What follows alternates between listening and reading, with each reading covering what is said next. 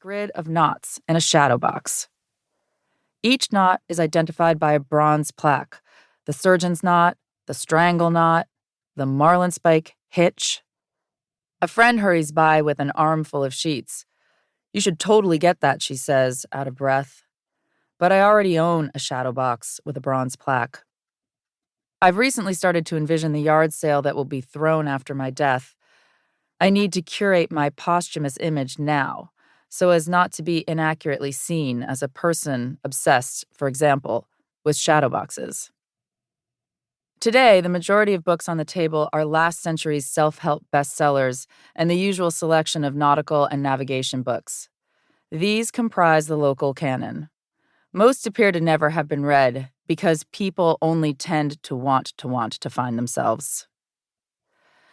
I sort through the piles. A few of the books I've bought at previous sales: Games People Play, Chapman, Piloting and Seamanship, Men Who Hate Women and the Women Who Love Them, and A Cruising Guide to the New England Coast. It doesn't count as doubling up, or rather, won't compel future strangers acquiring my belongings for $1 or $2 to get any wrong ideas about me, to buy an earlier edition of A Cruising Guide, because mine is from the 1970s, and this one is from the 1930s. At a glance, the spirit and methodology remain unchanged. Both give directions by telling little stories, often a mix of history, bigotry, gossip, hearsay, and lore. The warnings issued are stern and incessant. The outlook given the guide is written for people on vacation, refreshingly fatalistic. Eternal vigilance, the guide reminds, is the price of safety. Instead of compass headings, the guide describes how to enter dicey harbors using local landmarks, such as the high brick chimney of the sardine factory, as points of orientation. Some ledges are marked by actual shipwrecks. The guide also functions as a self-help book, its cautious wisdom transferable to people, lost or not, without plans to ever leave land. It is no place for a stranger, except in daylight and fair weather. The approach is through a narrow channel where the tide runs hard.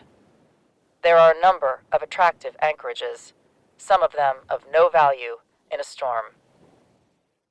My son digs through the answering machines and calculators on the electronics table, the once shiny, future-hearkening machines now dusty and sucking up light.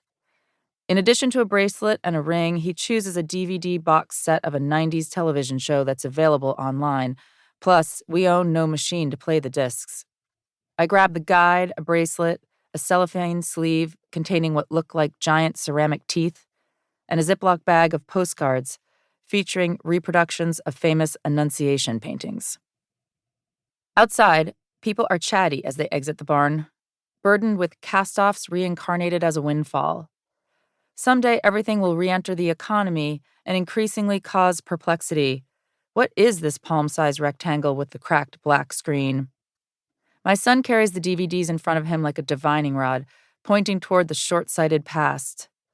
So much change occurs in 50 years, and even 5.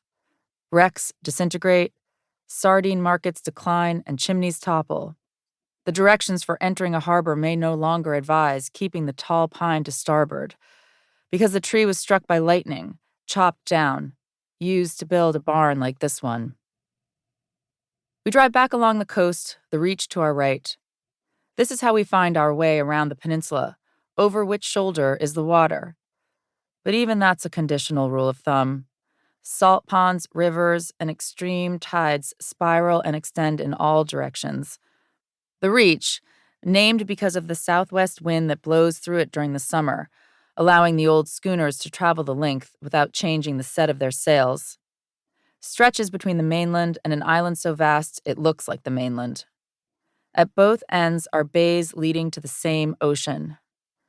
Determining from which direction the tide flows and ebbs requires a rethinking of tides completely. Here, the incoming tide moves clockwise. The outgoing tide moves counter. In the back seat, my son is talking about squirrels and how many taste buds they have. They grow even more, he says, if you feed them sandwiches. My son and I share many similarities. We both apologize to inanimate objects when we drop or break them.